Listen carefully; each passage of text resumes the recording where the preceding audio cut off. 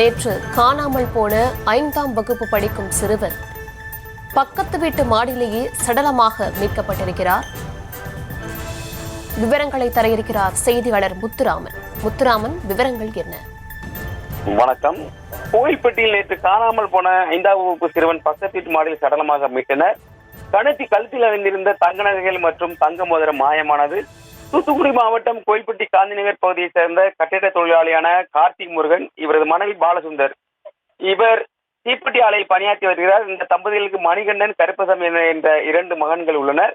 மணிகண்டன் அங்கு உள்ள நகராட்சி பள்ளியில் 7ஆம் வகுப்பு படித்து வருகிறார். அதே பள்ளியில் கருப்பசாமி 5ஆம் வகுப்பு படித்து வந்துள்ளார். கருப்பசாமி உடல்நிலை சரியில்லை என்பதால் கடந்த சில தினங்களாக பள்ளிக்கு செல்லவில்லை என கூறப்படுகிறது. திங்கட்கிழமை பெற்றோர் வேலைக்கு சென்றுவிட, சகோதரன் பள்ளிக்கு சென்றுவிட கருப்பசாமி மட்டும் வீட்டில் தனியாக இருந்துள்ளார். இந்நிலையில் வீட்டில் இருந்துள்ள சிறுவன் மாயமா உள்ளார். சிறுவன் கருப்பசாமி கழுத்தில் 1.5 பவுன் தங்க செயின் மற்றும் கையில் 1 கிராம் தங்க மோதிரம் அணிந்திருந்ததாக கூறப்படுகிறது.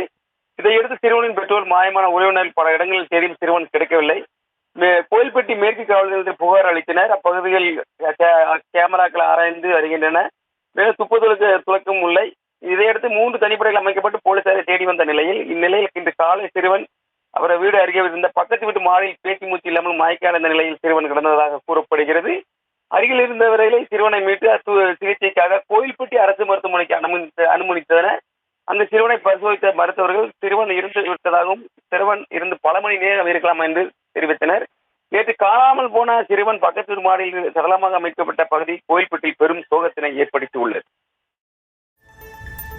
விவரங்களுக்கு நன்றி முத்துராமன்.